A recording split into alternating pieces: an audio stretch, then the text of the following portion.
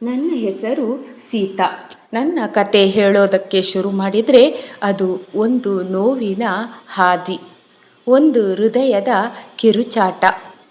ನಾನು ಚಿಕ್ಕಂದಿನಿಂದಲೇ ನಮ್ಮ ಮನೆಯಲ್ಲೇ ಬೆಳೆದ ಮಗು. ಆದರೆ ನನ್ನ ಮನಸ್ಸಿಗೆ ಯಾವಾಗಲೂ ಒಂದೇ ಪ್ರಶ್ನೆ: ನಾನು ನಿಜವಾಗಿಯೂ ಈ ಮನೆಯವರಿಗೆ ಸೇರಿದವಳ ಅನ್ನೋದು. ನನಗೆ ಒಬ್ಬ ಅಣ್ಣ, ಒಬ್ಬ ತಂಗಿ ಮತ್ತು ನಮ್ಮ ಅಮ್ಮ. ಹೊರಗೆ ನೋಡುವವರಿಗೆ ನಮ್ಮ ಮನೆ ಸಾಧಾರಣ ಕುಟುಂಬದಂತೆ ಕಾಣುತ್ತಿತ್ತು. ಆದರೆ ಒಳಗೆ ಇದ್ದದ್ದು ಅರ್ಥವಾಗದ ವ್ಯತ್ಯಾಸ. ನನ್ನ ಅಣ್ಣ ಏನೇ ಮಾಡಿದರೂ ಅವನಿಗೆ ಅಷ್ಟೇನು ಗೊತ್ತಿಲ್ಲ, ಮಗನಲ್ಲವೇ ಅಂತ ಮನ್ನಿಸಿ ಬಿಡುತ್ತಿದ್ದರು. ತಂಗಿ ಸ್ವಲ್ಪ ಅತ್ತರೂ ಪಾಪ ನನ್ನ ಮಗಳು ಅಂತ ತಲೆಯ ಮೇಲೆ ಕೈ ಹಾಕಿ ಆರೈಸುತ್ತಿದ್ದರು. ಆದರೆ ನಾನು ಏನು ಮಾಡಿದರೂ ತಪ್ಪೆ. ಒಂದು ಕಣ್ಣಿಗೆ ಬೆಣ್ಣೆ, ಇನ್ನೊಂದು ಕಣ್ಣಿಗೆ ಸುಣ್ಣ ಹಚ್ಚುವಂಥ ವರ್ತನೆ. ಅದನ್ನು ನಾನು ದಿನವೂ ಅನುಭವಿಸುತ್ತಿದ್ದೆ. ಒಮ್ಮೆ ಶಾಲೆಯಿಂದ ಸ್ವಲ್ಪ ಲೇಟಾಗಿ ಬಂದೆ. ರಸ್ತೆಯಲ್ಲಿ ಟ್ರಾಫಿಕ್ ಜಾಸ್ತಿ, ಬಸ್ ಸಿಕ್ಕಿಲ್ಲ, ನಡೆದುಕೊಂಡು ಬಂದೆ. ಆದರೆ ಮನೆಗೆ ಬಂದ ಕ್ಷಣಕ್ಕೆ ಅಮ್ಮ ಕೇಳಿದ್ದು, ಯಾರ ಜೊತೆ ಅಲೆದಾಡುತ್ತಿದ್ದೆ ಎಂದು. ಆ ಮಾತು ನನ್ನ ಹೃದಯಕ್ಕೆ ಚೂರಿಯಂತೆ ತೂರಿತು.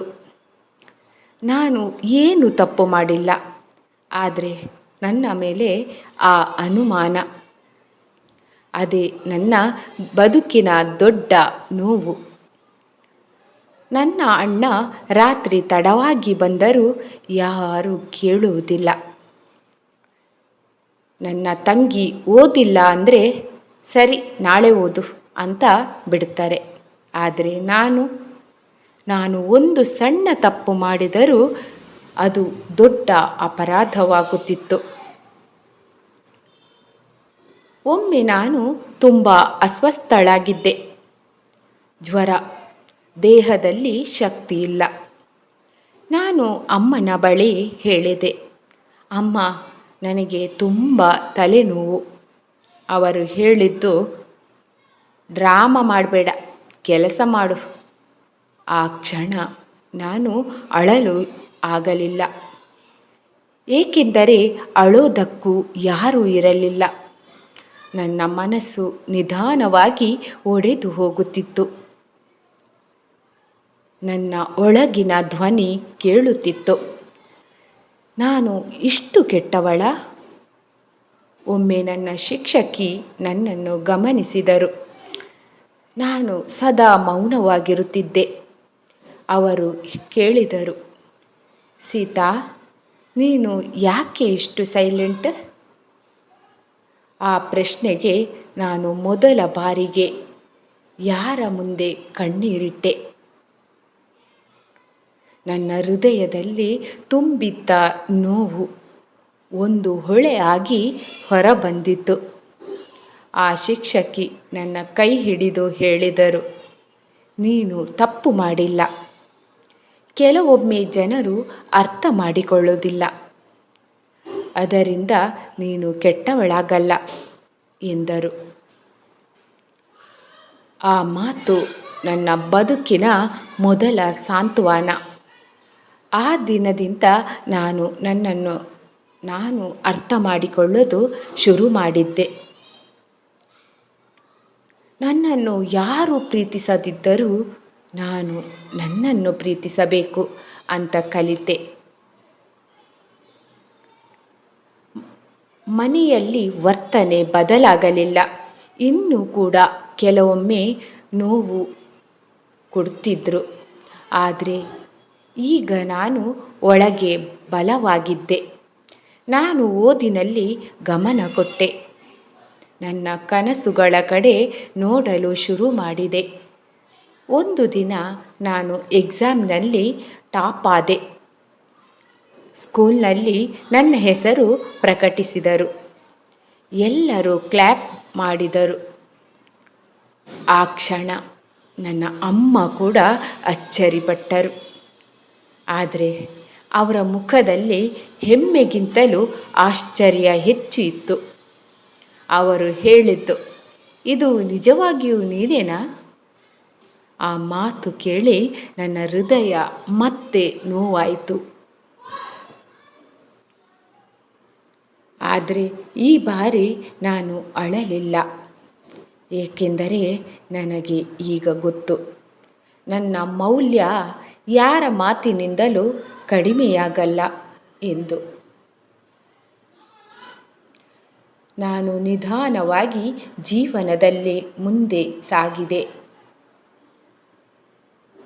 ಸಾಗ್ತಿದ್ದೆ. ನನ್ನೊಳಗಿನ ನೋವನ್ನು ಶಕ್ತಿಯನ್ನಾಗಿ ಮಾಡಿಕೊಳ್ಳುತ್ತಿದ್ದೆ. ನನ್ನ ಅಣ್ಣ, ನನ್ನ ತಂಗಿ ಎಲ್ಲರೂ ತಮ್ಮದೇ ಜೀವನದಲ್ಲಿ ಬ್ಯುಸಿ. ನಾನು ಮಾತ್ರ ನನ್ನ ಕನಸುಗಳ ಹಿಂದೆ ಓಡುತ್ತಿದ್ದೆ. ಒಮ್ಮೆ ನನ್ನ ಅಮ್ಮ ತುಂಬ ಅಸ್ವಸ್ಥರಾದರು. ಅವರು ಹಾಸಿಗೆಯಲ್ಲಿ ಬಿದ್ದಿದ್ದರು. ಅವರನ್ನು ನೋಡಿಕೊಳ್ಳೋಕ್ಕೆ ಯಾರೂ ಇರಲಿಲ್ಲ. ಆ ಸಮಯದಲ್ಲಿ ನಾನು ಮುಂದೆ ಬಂದೆ. ಅವರನ್ನು ನೋಡಿಕೊಂಡೆ, ಔಷಧಿ ಕೊಟ್ಟೆ, ಊಟ ಮಾಡಿಸಿ ತಿನ್ನಿಸಿದೆ. ಒಂದು ದಿನ ಅವರು ನನ್ನ ಕೈ ಹಿಡಿದು ಅತ್ತರು.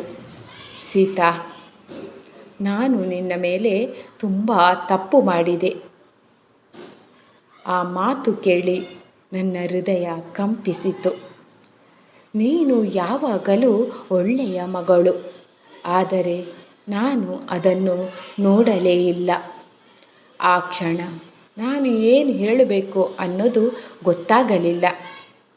ನಾನು ಮೌನವಾಗಿ ಅವರ ಕೈ ಹಿಡಿದೆ, ಏಕೆಂದರೆ ಕೆಲವೊಮ್ಮೆ ಕ್ಷಮೆ ಮಾತಿನಿಂದ ಅಲ್ಲ, ಹೃದಯದಿಂದ ಬರುತ್ತದೆ.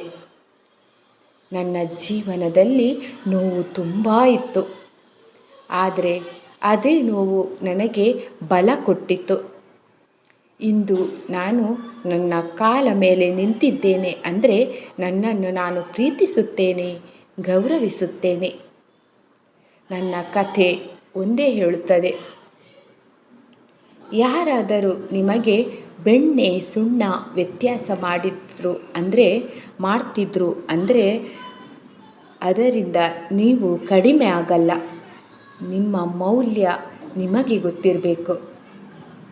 ನಿಮ್ಮ ನೋವು ನಿಮ್ಮನ್ನು ಮರೆಯೋದಕ್ಕೆ ಅಲ್ಲ, ನಿಮ್ಮನ್ನು ಗಟ್ಟಿಯಾಗಿಸೋಕ್ಕೆ.